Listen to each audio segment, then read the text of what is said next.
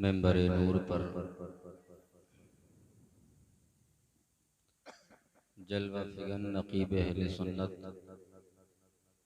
हज़रत हाफिज़ व क़ारी इरशादुल क़ादरी साहब वहीं पर पैकरे तरन्नुम बुलबुले बाग़े मदीना हज़रत हाफिज़ व क़ारी फ़हीम हबीबी साहब क़िबला और उन्हीं के बराबर से बुलबुले बाग़े मदीना तूतिए चमनिस्तान रज़ा हज़रत हाफिज़ व क़ारी हसन रज़ा साहब व जुमला सामीन इकराम अस्सलामु अलैकुम व रहमतुल्लाहि व बरकातुहू।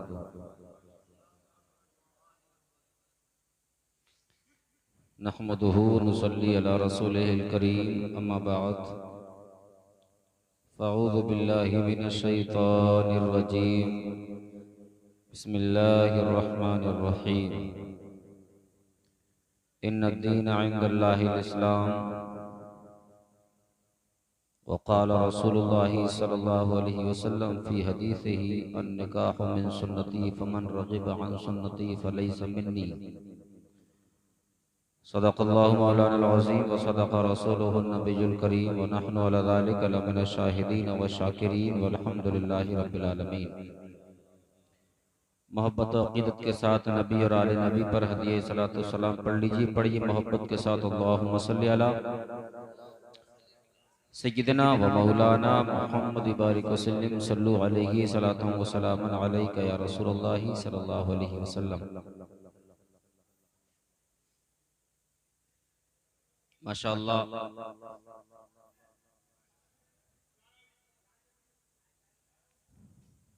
आगाज़े मजलिस से लेकर के अब तक एक से एक बेहतरीन लबो लहजे के साथ नाते मुस्तफ़ा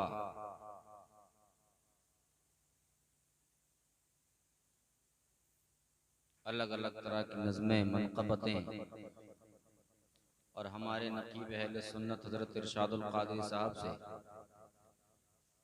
अछूते अंदाज में अशार नातिया अशार व मनक़बती अशार आपने समाअत किए और मुकम्मल आप हज़रात दादो तहसीन से नवाज रहे थे। तकरीबन 12 बज रहे हैं, पूरे बज गए माशाअल्लाह। मेरे बाद अभी फ़िक्र तरन्नुम हज़रत फ़हीम हबीबी साहब हैं, जिनका नातिया कलाम आपको समाअत करना है। और मेरे बाद गुले गुलज़ार सयादत हज़रत अल्लामा मुफ्ती शाह सैयद रेहान मियाँ साहब क़िबला जन्नत शरीफ को समाअत करना है। एक बहुत अजीम हस्ती माशाअल्लाह, जिनका इल्म भी लाजवाब है, तक़वा भी लाजवाब है और ख़ानदान का तो क्या ही पूछना। अच्छा ये बताइए, सुनेंगे आप कुछ है मंशा है, थोड़ी है इरादे? तो एक काम कीजिए, अगर इरादे हैं आप हज़रात के सुनने के, मैं बहुत देर नहीं बोलूँगा। मुझे ख्याल है आप लोगों को और आपकी नींद का भी। मेरी कोशिश ये रहेगी कि मैं अपनी बात 30-35 मिनट में समेटने की कोशिश कर दूं और जल्दी करूंगा इंशाल्लाह। सही साहब को सुनना इंशाल्लाह ताला। जो हजरात बाहर चले गए हैं चाय के बहाने से, उनसे गुजारिश है कि तशरीफ ले आएं और जो कुर्सियां हैं उनको पुर कर लें। और बाकी जो बड़े बड़े पीछे बैठे हैं आगे को आ जाइए। ये बच्चे हैं मेरे सामने, बताइए बच्चे क्या सुनेंगे और क्या सीखेंगे? तो अगर आप मेरा कहा माने तो आ जाइए, ना वरना आपकी मर्जी तो है ही, मैं कुछ कर नहीं सकता आपका।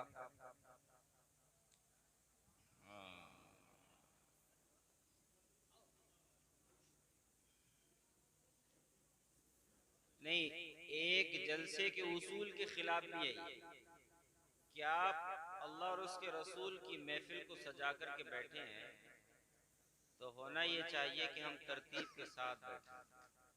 लीजिए इनाम।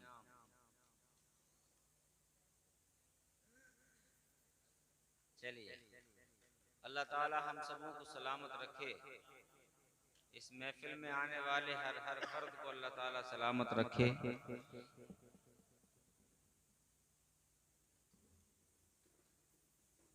क्या बयान किया जाए, कहाँ से बयान किया जाए? 2-3 शेर में पढ़ रहा हूँ, 2 शेर नाते मुस्तफ़ा के, तब तक आप सुकून से बैठ जाइए। एक मैं ही नहीं उन पर कुर्बान ज़माना है, एक मैं ही नहीं उन पर कुर्बान ज़माना है,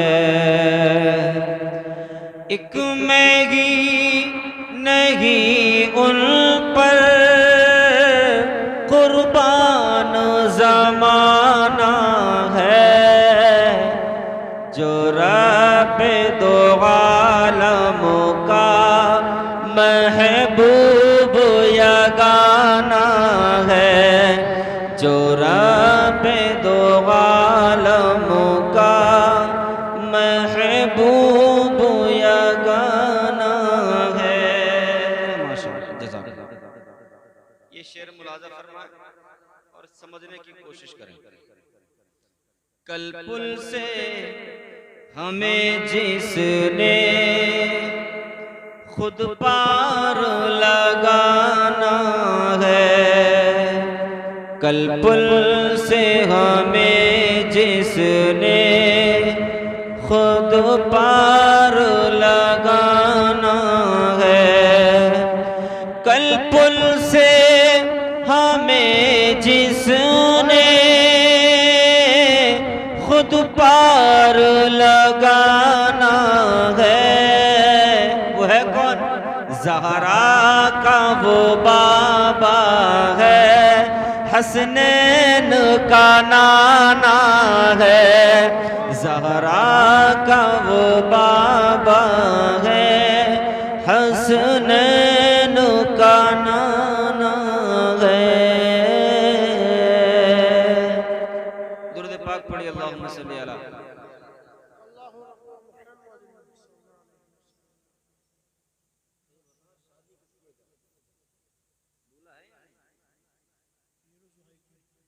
कहाँ टहला?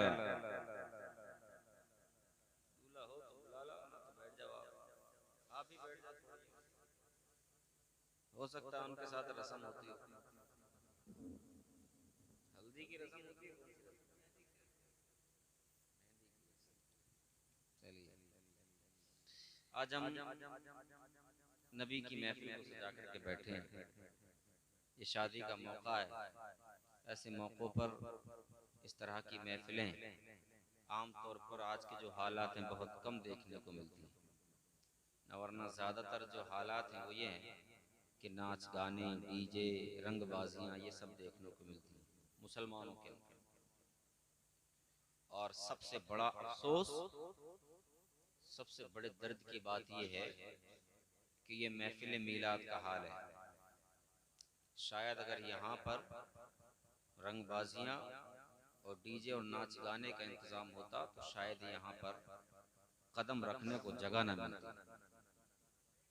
मेरे नौजवानों के हालात इस कदर गंदे हो चुके कि क्या समझाया जाए। अभी मैंने 2 जुमले बोले थे कि प्रोग्राम के उसूल के खिलाफ भी है कि आगे की जगह खाली और हम पीछे बैठ जाएं, या आगे बच्चों को बिठाल दे और हम पीछे बैठ जाएं। मैंने कहा आगे बढ़ के आ जाओ तो बस अल्लाह रहम फरमाए। मैं तो ये उम्मीद करूंगा कि हो सकता है वो अपनी हाजत के तहत गए हों, मगर अफसोस हुआ कि मैंने कहा आगे आ जाओ, बजाय आगे आने के कुर्सियां छोड़ी और बाहर। ये तो और ज्यादा उसूल के खिलाफ था। नहीं, मैं अब तो आप लोग बैठ गए, उस वक्त की बात बता रहा। ये सबसे बड़े अफसोस की बात है। और आज हम अल्लाह और उसके रसूल की महफिल में बैठे हैं कुछ हासिल करने के लिए, कुछ सुनने के लिए।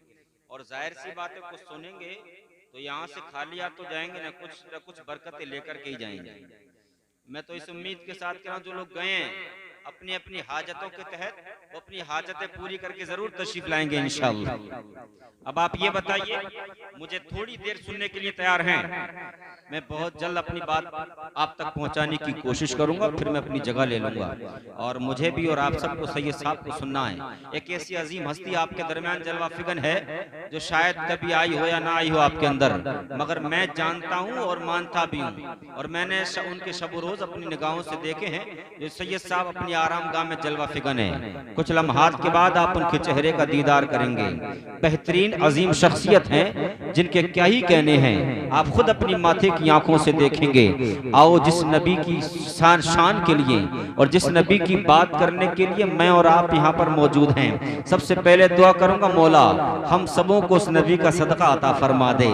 आओ उस नबी की बात कर लेते हैं। वो नबी है कौन, उस नबी की अजमतें क्या हैं, उस नबी की शान क्या है, उस नबी की बुलंदियां क्या हैं। प्यारे मुसलमानों, मैं मोहम्मद निजामुद्दीन एकदम से मौलाना नहीं बन गया। ये कारी इरशादुल कादरी साहब बैठे हैं, ये डायरेक्टली नकीब अहले सुन्नत नहीं बन गए। हजरत फहीम हबीबी साहब बैठे हैं, ये एकदम शायर अहले सुन्नत नहीं बन गए। पहले इन्होंने पढ़ा होगा, मदरसे में पढ़ाई की होगी, पढ़ने के बाद इन्होंने रियाज किया होगा, रियाज करने के बाद में इन्होंने कहीं जाकर के बाद में पैकरे तरन्नुम बने हैं। हजरत इरशादुल कादरी साहब इन्होंने अशार याद की होंगे, अशार याद करने के बाद स्टेज पर बोले होंगे, तब कहीं जाकर नाजिम बने, नकीब अहले सुन्नत बने हैं। इसी तरह से मैं मोहम्मद निजामुद्दीन पहले मदरसे की चार दीवारी में जाकर के पढ़ा, पढ़ने के बाद में बहुत ज्यादा तालीम, पढ़ने के बाद में कई साल तालीम हासिल करने में लगाए और मुकम्मल तालीम हासिल करने के बाद मेरे सर पर दस्तार बंदी का सेहरा सजाया गया, तब कहीं जाकर के मौलाना बना। आइए मैं आपको जहन को करीब रखना, थोड़ा सा मुझसे कनेक्ट रहना।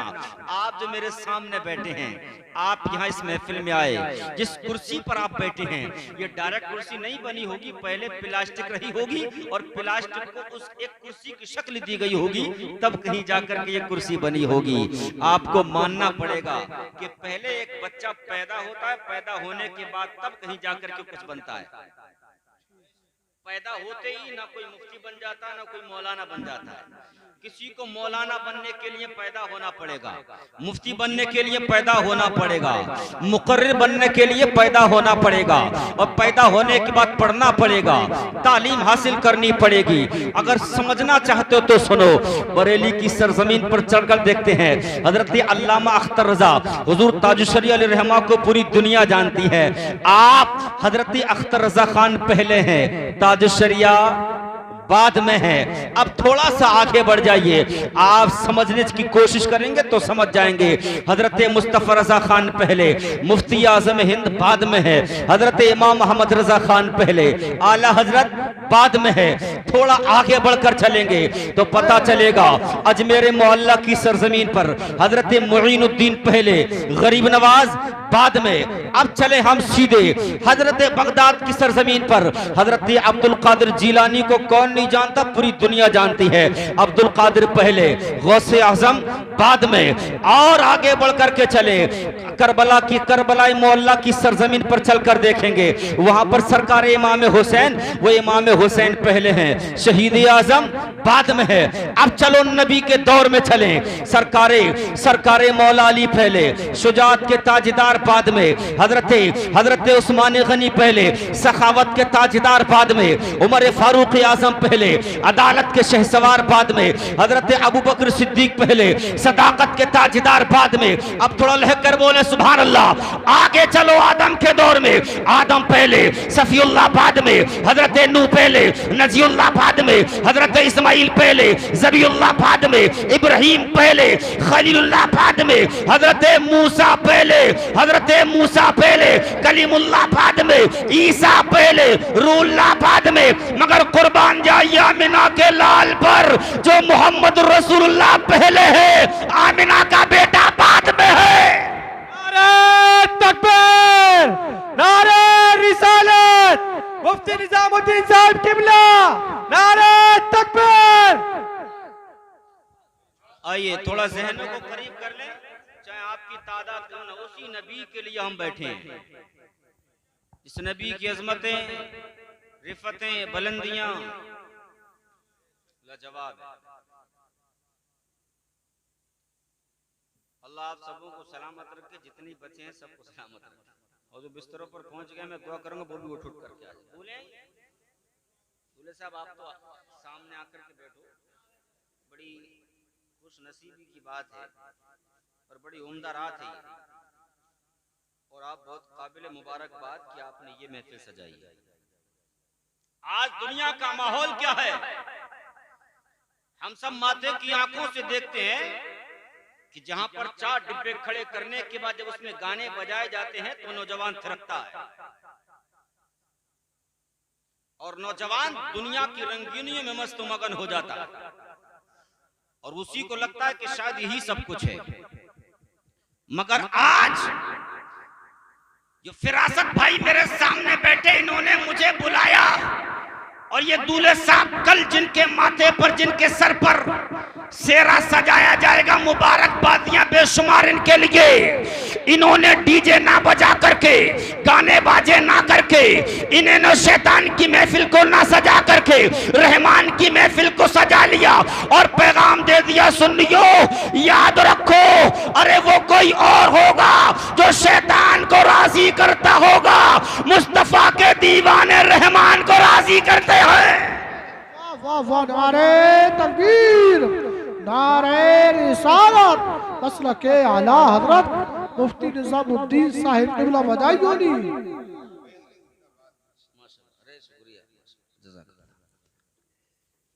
आज देखिए जमाने के हालात, जमाने के हालात तो ऐसे नागुफ्ता भी हैं कि कुछ कहा नहीं जा सकता। मगर वो कहते हैं ना, अल्लामा तकीर अहमद साहब एक बात बयान करते हैं कि आज का वो दौर है, अगर शैतान दुनिया में आ जाए, वो कह दे कि मैं शैतान हूं, वो बतला दे कि मैं शैतान हूं, फिर भी लोग उसके साथ हो जाएंगे। आज के हालात में शैतान बोले कि मैं हूं शैतान, लोग फिर भी दामन पकड़ लेंगे, जी हमें आप फिर भी मंजूर है। है रे नौजवान, मेरे मुस्तफा ने कभी ये पैगाम नहीं दिया, मुस्तफा ने कभी ये दर्श नहीं दिया, शादियां करो तो सुन्नत मुस्तफा के मुताबिक करो, कोई भी काम किया करो तो सुन्नत मुस्तफा के मुताबिक किया करो। जो काम सुन्नत मुस्तफा के मुताबिक किया जाता है, मुस्तफा जान रहमत के फरामीन के तौर तरीके पर जिन कामों में अमल किया जाता है, अल्लाह ताला उन कामों में बरकतें अता फरमाता है। ऐसी बरकतें अता फरमाता है कि हम लोगों के दामन तो छोटे पड़ सकते हैं मगर रब की रहमत कम नहीं हो सकती है। आओ मुस्तफा की बारगाह में, एक ऐसे सहाबी रसूल रहा करते थे जिनका चेहरा रंग से थोड़ा काला। एक सहाबी की बात बताने चला हूं, अब चूंकि मैं बहुत लफ्जाजी नहीं कर सकता इधर उधर चलकर, मुझे बहुत अपनी बात को समेटना है और इख्तिसार करना है ताकि मैं और हम सब मिलकर के सैयद साहब को सुन सकें। हजरत जुलैबी एक सहाबी रसूल गुजरे हैं, मेरे मुस्तफा करीम सल्लल्लाहु अलैहि वसल्लम की बारगाह में आप रहते थे, खिदमत मुस्तफा क्या करते थे। रंग से थोड़े काले थे, गरीब थे, घर बार भी नहीं था और लिबास भी आपके तन पर वही फटा पुराना। आज का दौर होता तो लोग धुतकार करके दरवाजे से बाहर भगा देते, मगर मेरे मुस्तफा की बारगाह, गरीब हो या अमीर हो, मुस्तफा के लिए सब बराबर है। हुजूर की बारगाह में हजरत जुलैबी रहा करते थे। हजरत जुलैबी से मेरे आका ने पूछा, जुलैबी क्या शादी नहीं करोगे? तवज्जो रखना, नौजवान हो, जितने भी हो, चंद हो, थोड़े हो, ज्यादा हो, जितने भी हो, आप मेरे लिए बहुत हो, हजारों हो, आप सुन लें और अमल करने की कोशिश करना अपने घरों पर जाकर। हजरत जुलैबी से मेरे आका ने कहा, जुलैबी शादी नहीं करोगे? सहाबी ने कहा, या रसूलल्लाह शादी तो मैं करूंगा मगर मेरा रंग रूप देख करके और मेरे हालात को देख करके अपनी बेटी देगा कौन? मुस्तफा ने मुस्कुराकर फरमाया, ये बताओ तुम शादी करोगे, निकाह करोगे? तो हजरत जुलैबी ने कहा, हाँ या रसूलल्लाह मैं तो चाहता हूँ कि मैं निकाह करूं, मेरी इच्छा तो है, मेरी मर्जी तो है, मेरी ख्वाहिश तो है कि मैं शादी करूं, मैं चाहता हूं कि मैं निकाह कर लूं या रसूलल्लाह, मगर मेरे रंग को देख करके और मेरे हालात को, मेरे जिस्म पर जो लिबास है, इस लिबास को देख करके मुझे कोई अपनी बेटी देने को तैयार नहीं। तब मदीने के ताजदार ने कहा था, जुलैबी तुम ये ना सोचो कि तुम्हारे रंगो रूप को देख करके, तुम्हारे हालात को देख करके तुम्हें कोई अपनी बेटी नहीं देगा। अगर तुम्हारी मर्जी हो तो बोलो। तो हजरत जुलैबिब ने कहा ठीक है। तो मेरे आका ने मालूम क्या फरमाया? हुजूर ने फरमाया ए जुलैबिब जाओ फला अंसारी के घर चले जाओ, पहले मेरा सलाम कहना और सलाम कहने के बाद कहना कि मैं आपकी बेटी से निकाह करना चाहता हूँ। जी बोले सुभान अल्लाह। सुभान अल्लाह। भेजने वाला मदीने का ताजदार, जाने वाले गरीब सहाबी। अब सहाबी जब मदीने वाले की बारगाह से निकल करके उस अंसारी सहाबी के घर की तरफ चले तो पीछे मुड़ मुड़ कर देख रहे थे, पीछे मुड़ मुड़ कर देख रहे थे। हुजूर मुस्कुरा रहे थे।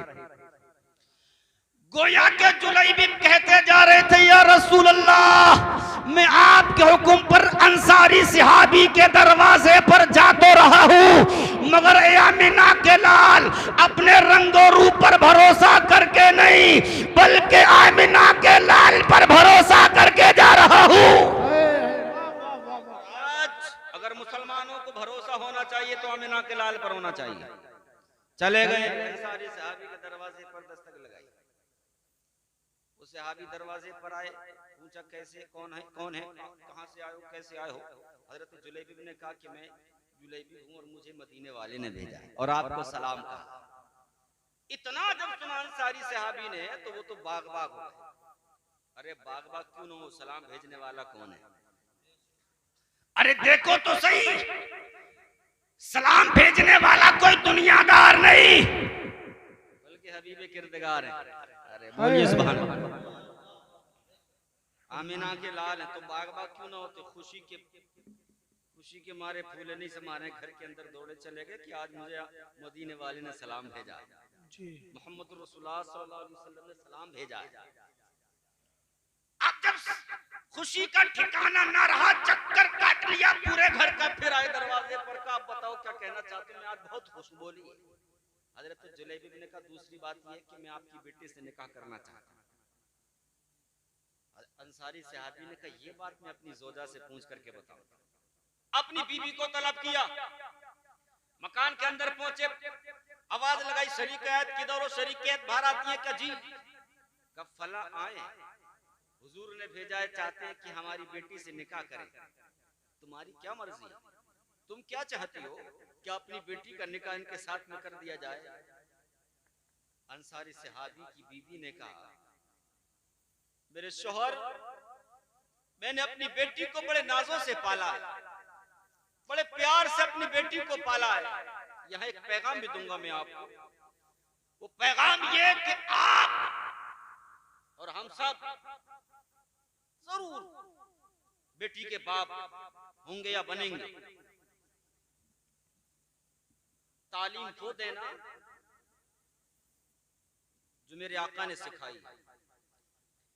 अगर हमने अपनी नस्लों और बच्चों को अगर कुरान और हदीस की तालीम दे दी तो कभी हमें अपना सर झुकाना नहीं पड़ेगा, कभी हमें घुटनों में सर दे के रोना नहीं पड़ेगा।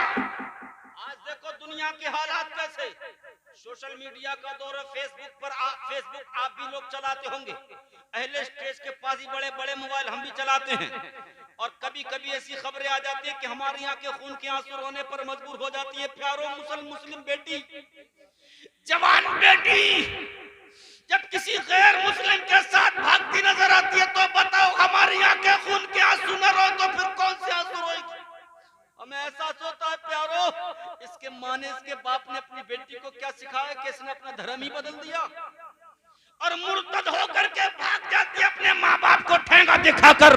मैंने कहा प्यारो, अगर उस बेटी के लिए इस्लाम की तालीम दी गई होती, कुरान की तालीम दी गई होती, हदीस की तालीम दी जाती, मुस्तफा का तरीका बताया जाता, आमिना के लाल के फरामीन बताए जाते, तो बेटी कभी अपने माँ बाप को नहीं छोड़ती, बल्कि बेटी कहती हो मेरे बाप मेरी गर्दन कटे तो कट जाए मगर अपने माँ बाप के खिलाफ कभी शादी नहीं करूंगी। क्या बात है, वाह वाह वाह। बोले है क्या बोले? सुभान अल्लाह, सुभान अल्लाह, सुभान अल्लाह। बात अगर समझ में आए तो जवाब दो, और सुबह हिसाब लगा लेना उंगलियों पर कि मौलाना साहब आए थे क्या बोल कर गए। ये आज एक अलमिया रोना है हमारे लिए।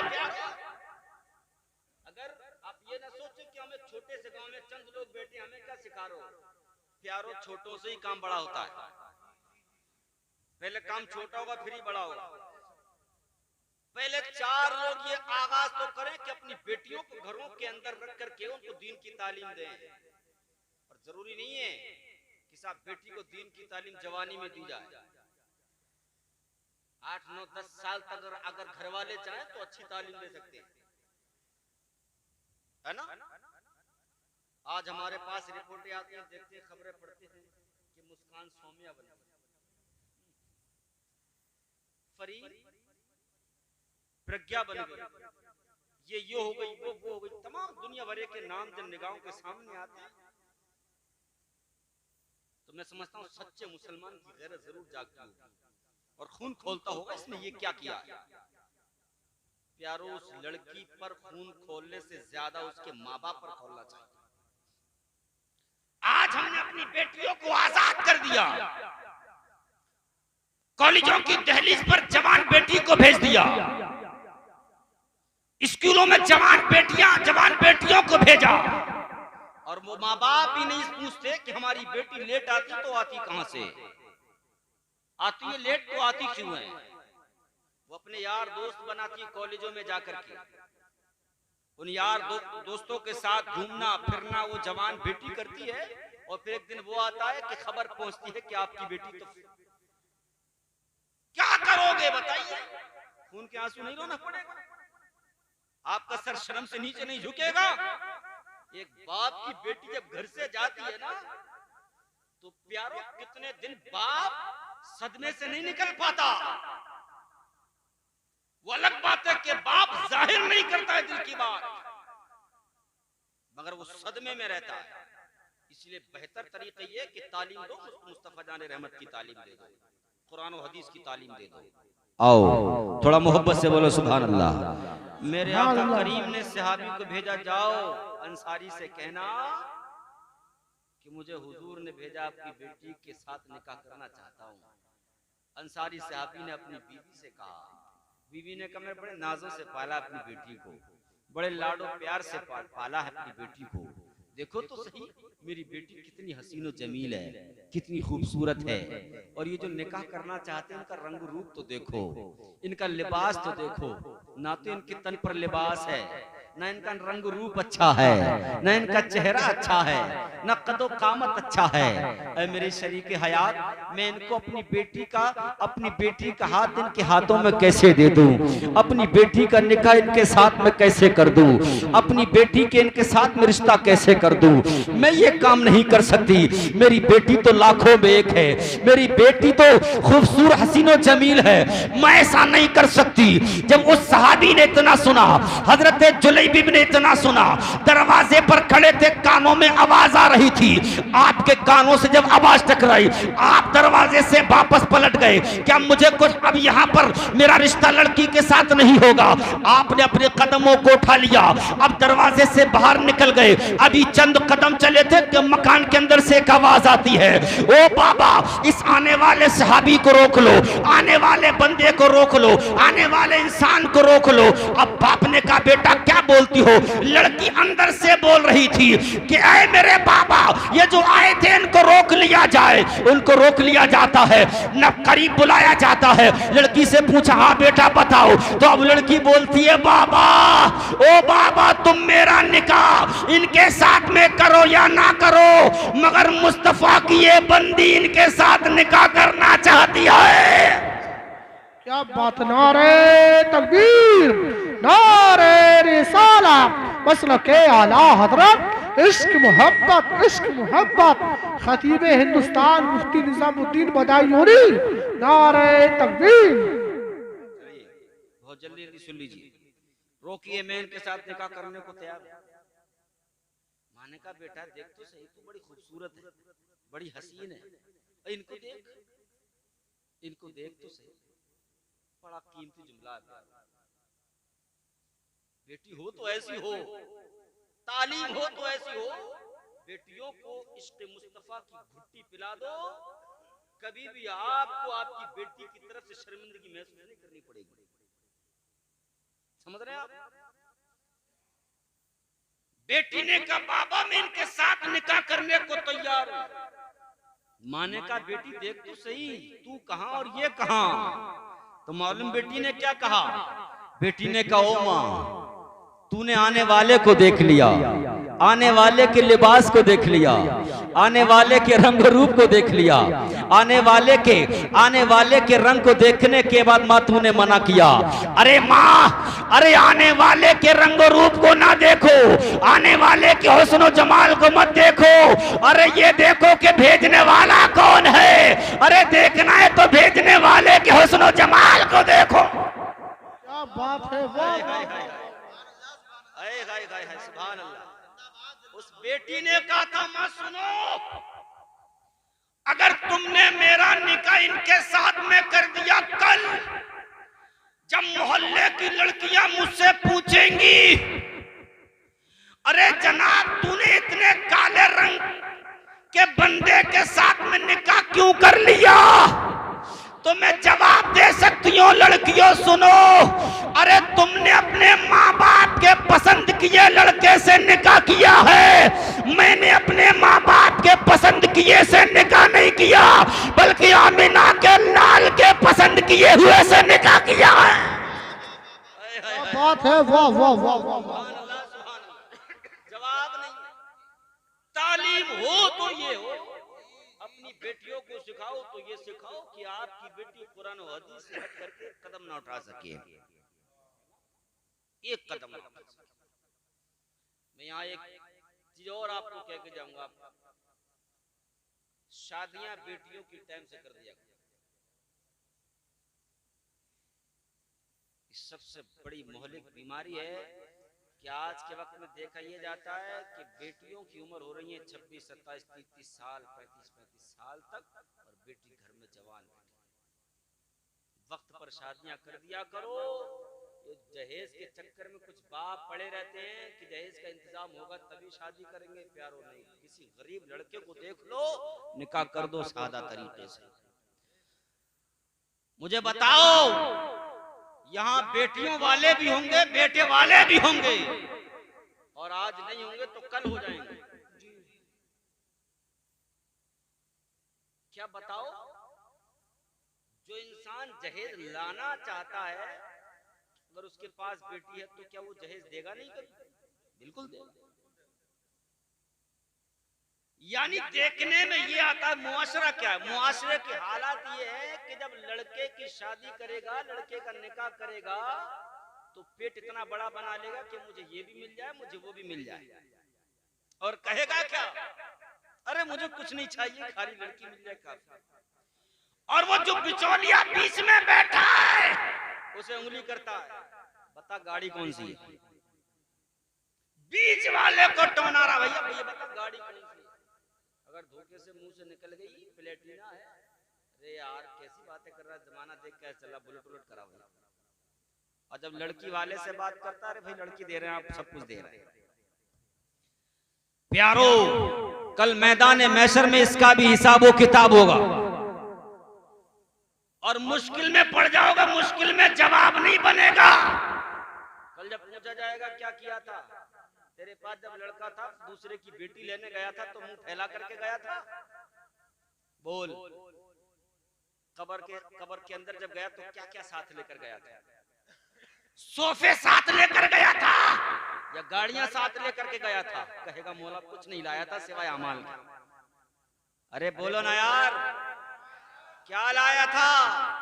मौला कुछ नहीं लाया, ना कोई गाड़ी कब्र में लेकर के पहुंचा, ना कोई सोफा, ना कोई बेड, ना कोई ये ना कोई वो, कुछ नहीं लेकर आए सिवाय अमाल के। जब सिवाय अमाल के कब्र में कुछ जाएगा नहीं, अरे तो क्यों अपना मुंह फैलाकर बेटी वाले के सामने हाथ फैलाते हो? अरे भिख मंगो, सुधर जाओ।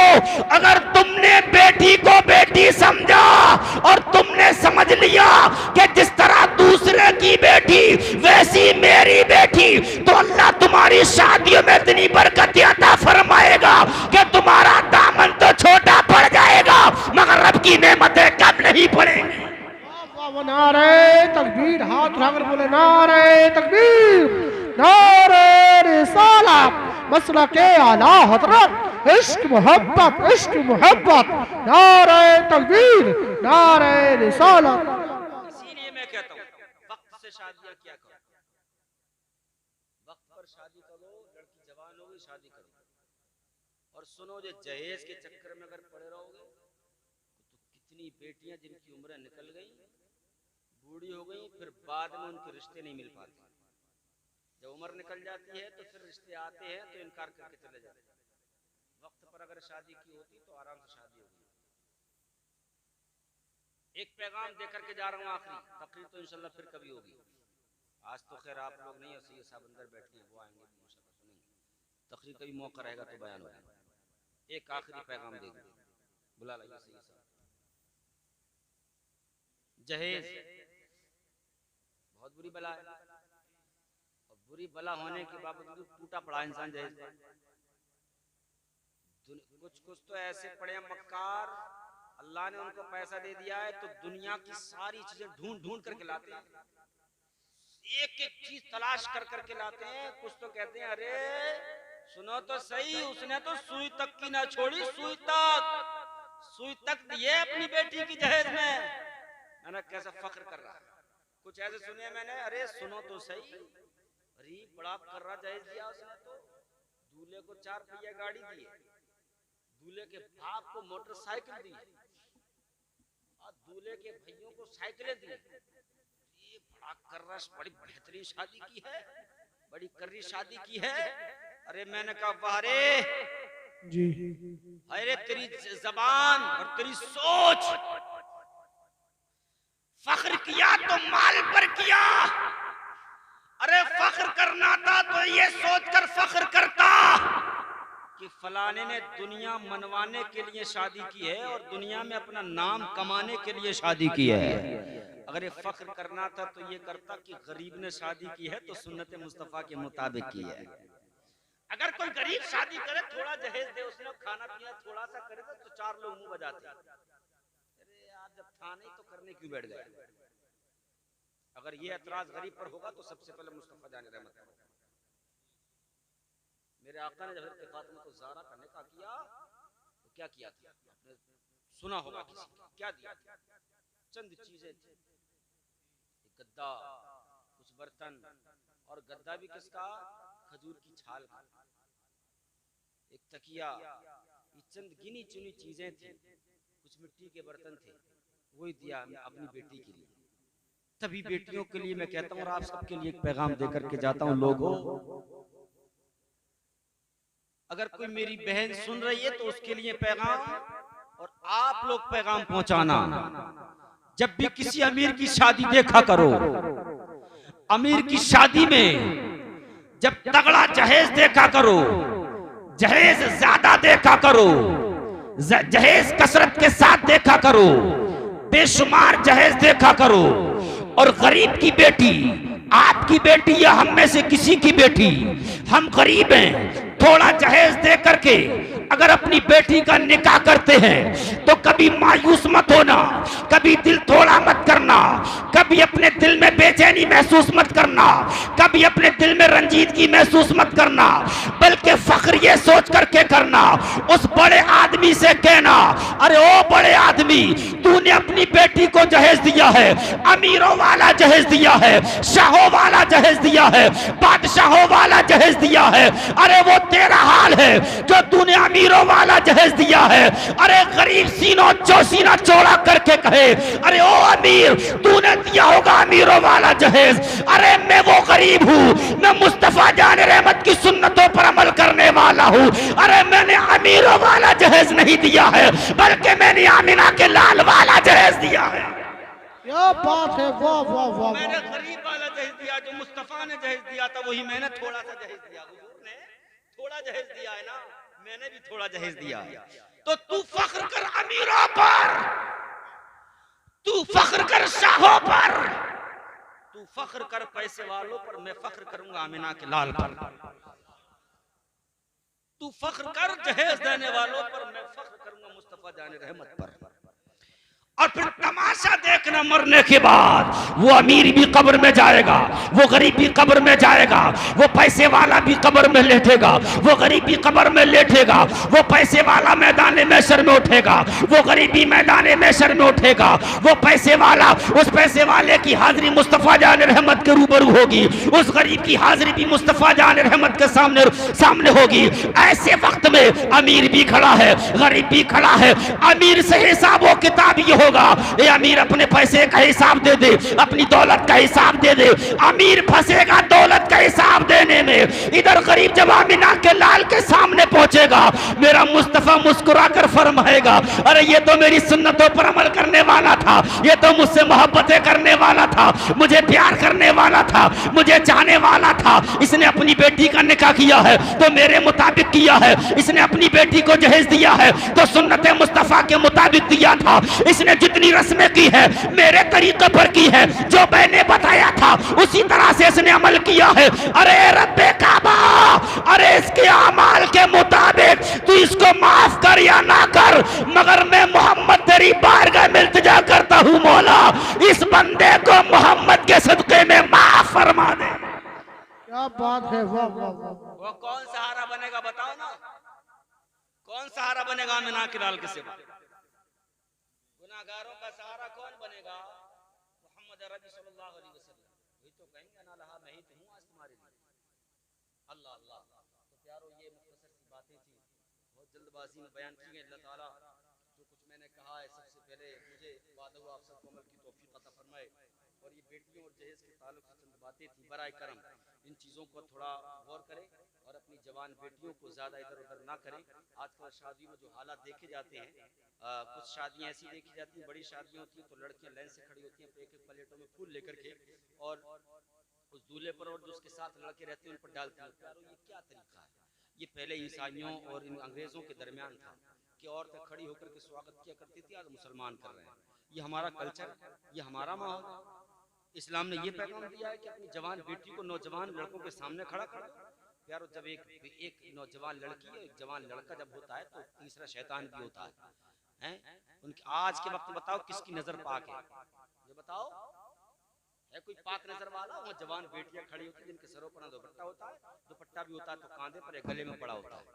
वो नौजवान लड़के आते हैं दूल्हे के साथ, वो ठट्टे मारते हैं जवान बेटियों की तरफ घूरते हुए आते हैं और वहीं पर बाप भी होता है, भाई भी होता है, सारे लोग होते हैं और फखरिया कहते हैं कि हमारी बहन, हमारी बेटी कितनी खूबसूरत लग रही है। भाई अरे खूबसूरत बनाना था तो जन्नत के लिए खूबसूरत बना लेता, ये दुनिया वालों के लिए खूबसूरत क्यों बनाया है तुमने?